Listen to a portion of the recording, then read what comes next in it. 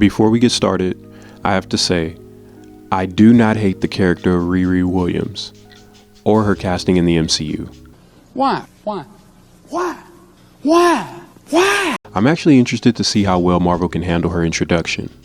Unfortunately, if the last 4 to 5 years of Disney Marvel has taught me anything, is that whoever's pulling the strings over there is having a tough time being consistent, to say the least.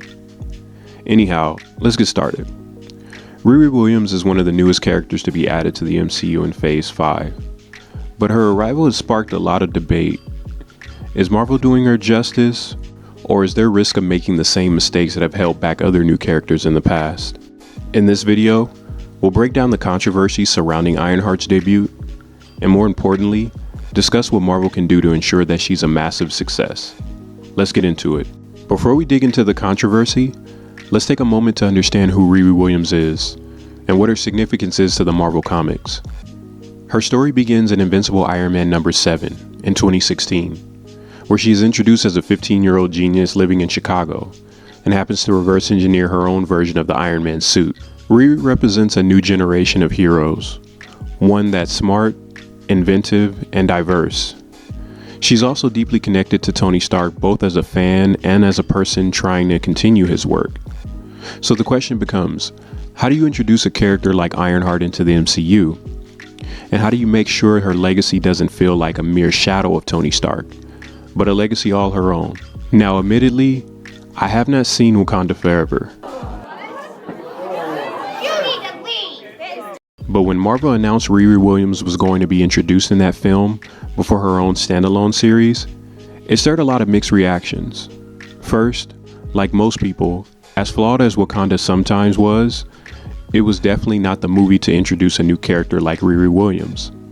She was already not well received with her initial introduction into comics, and considering this movie would not include T'Challa because of Chadwick Boseman's unfortunate death, all of her scenes should have been cut, and she should have been introduced in another Marvel project. Let's briefly discuss the connection of RiRi Williams to the legacy of Tony Stark. First, there's the shadow of Iron Man himself.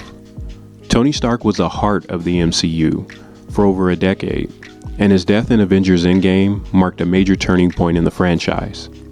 For many fans, the idea of replacing Tony with a new Iron character felt premature, to say the least. Would RiRi Williams be seen as a true heir to the mantle, or just a token character replacement in a post-Iron Man world?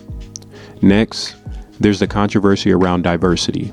Characters being race swapped is nothing new, but when things like race and ethnicity are heavily emphasized, it can take away from other unique qualities of a character.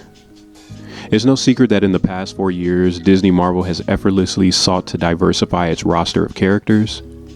This continues to be true with the inclusion of RiRi Williams as a young black woman. I have no problem with representation in comic books. My fear is that it might be forced into the story, or that her introduction will be for the sake of ticking off a diversity box rather than basing it on narrative necessity. Which brings me to my next point. At the top of the video, I mentioned that her inclusion in Wakanda at the moment should have been held for another project. I don't think RiRi's debut in that movie gave her much time to breathe. She wasn't really important to the plot, and there wasn't much room to flesh out her character beyond her genius level intellect. If Marvel is going to give her own show, they need to make sure her story is developed fully and that she doesn't just become another plot device. Okay, so now we've got the controversies out of the way, let's talk about solutions. How can Marvel ensure that Ironheart succeeds and that she becomes a well-liked character among the Marvel fanbase and the hero she deserves to be? First and foremost, RiRi needs to be her own hero. Yes, she's inspired by Tony Stark, but her story should be about her finding her own identity as a hero. Instead of simply stepping into the Iron Man suit, Marvel needs to make her journey personal. She's a brilliant inventor, but what drives her as a person? What challenges does she face that go beyond the technical? Let's see her struggle, grow, and make mistakes along the way. Tony Stark had a long, complicated journey over 10 years. RiRi deserves the same level of growth. Don't rush her storyline. Let her face setbacks and develop into her own hero rather than just taking up Tony's mantle. We're talking about a character who got clapped and humbled by Thanos in the comics. Now, the likelihood of something like that happening in live action is very slim, but honestly, with all the multiverse gobbledygook going on, it really would not surprise me if it did. All jokes aside, I mention an event like this because such a traumatic incident led the character to reinvent herself, both literally and figuratively. Let's talk about strengthening RiRi's backstory. One of the biggest missed opportunities in her debut was not getting to explore her life beyond being a genius inventor. In the comics, she has a rich background. Her struggles with living in Chicago, losing her best friend, stepfather, and a deeply emotional bond with her community. This is a chance for Marvel to do more than just slap a suit of armor on her and call it a day.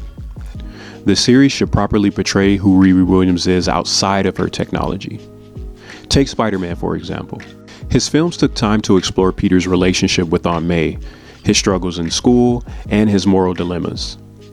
RiRi needs this too. Her interactions with her family, mentors, and friends are just as important as her superhero battles.